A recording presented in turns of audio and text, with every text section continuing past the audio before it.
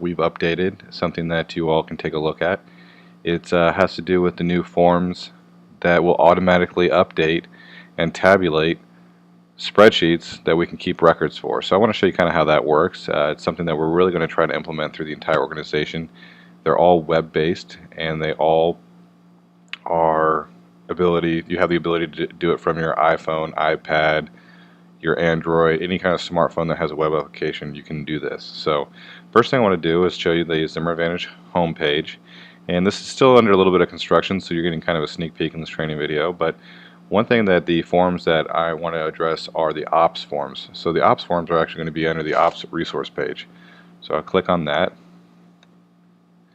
and you can see the video training that I'm actually creating will go right here, but in the interim I want to show you what these things do. So some of the forms that were done are the courier log. So I'm going to go show you a test courier log form and show you where that goes. So I'm going to click here, and it's going to open up a second page for me. This is the form. So this is the courier. So the red dots actually indicate things that have to be filled out in order to submit the form. So the courier log. These are all the couriers we've used over the past couple years. So the biggest ones are Courier Connection and CourierNet out of Atlanta. But I do know that in Jacksonville you all use some other couriers, but these are all approved couriers. So I'm going to go ahead and say we're doing something with CourierNet. Again, if we had a different courier, we would put that name here. It's important that all our vendors get credentialed and are on a make sure they're not on a do not hire list. There's some government regulation that we have to be careful for. So this is where you'd put the invoice reference number. I'm just going to make one up. I'm just going to put test, but this is where you would put some kind of reference number. This will help with accounts receivable. This is a location pickup. I'm going to say that I'm picking it up at Atlanta office, and it's going to be dropped off at VA Decatur, and the estimated charges I'm going to say are around $15. Now, one thing that I really want to understand is why we have to do a courier charge. The typical errors are the office errors, rep error, add-on case, same-day turnaround, and other. You know, if there's other, I really want to explain and further explanation required, but I'm just going to say that this was a add-on case. And the person responsible for paying it, we're going to just say it's because it's the VA, I'm going to put Phillip Park. So I have every single rep's name in here. So you can see how I just typed real quickly. It took me straight to Phillip. Put it right there. And add-on case. No further explanation would really be needed here, but I want to show you how you can type that in the field. Just a test example. And the person that arranged the call, I arranged the courier pickup.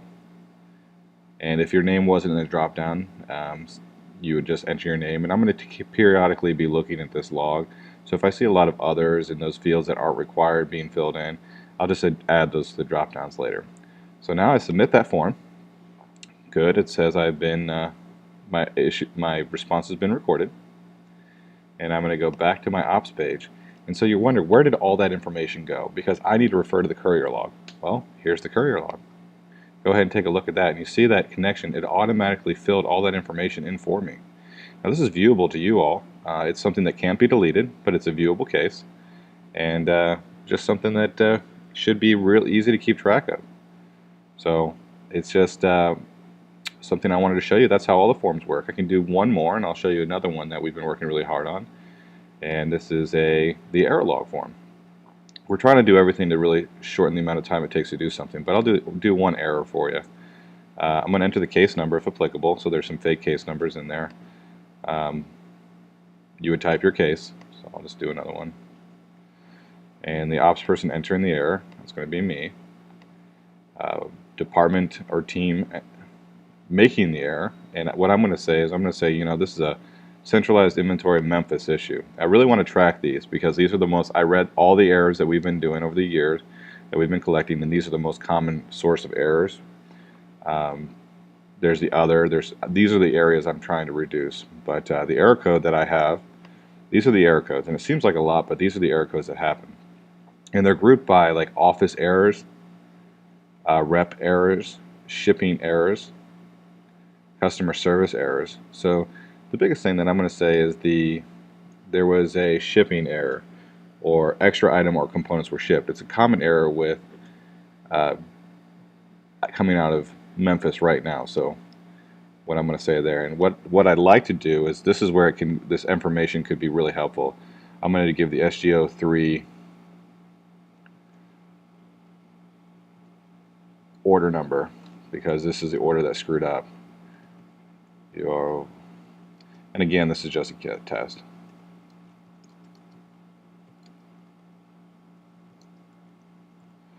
Now, then these are all important things. If the ZA rep is responsible for the error, ID the sales rep, there was no rep responsible for the error. Ops person entering the error, again, it's error copy.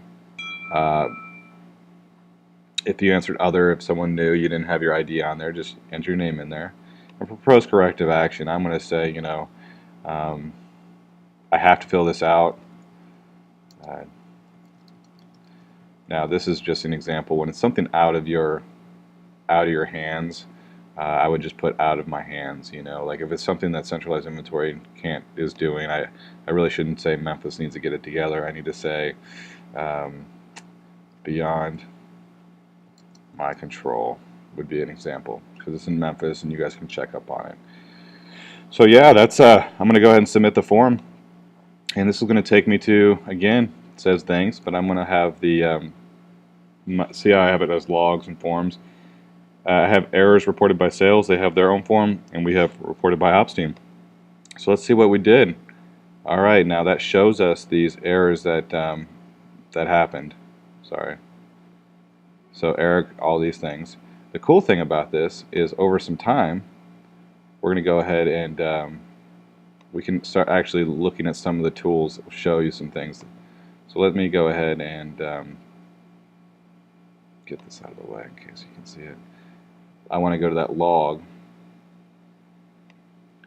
The cool thing is you can't review responses here, but something that I have the ability to do that I will share with you all is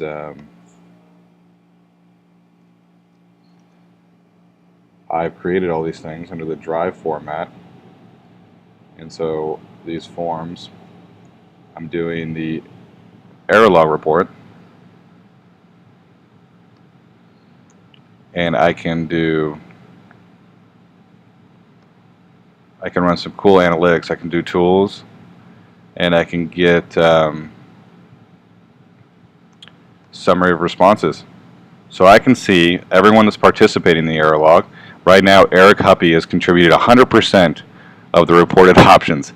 So you can really start running. And the one thing that I'm really interested in is this portion.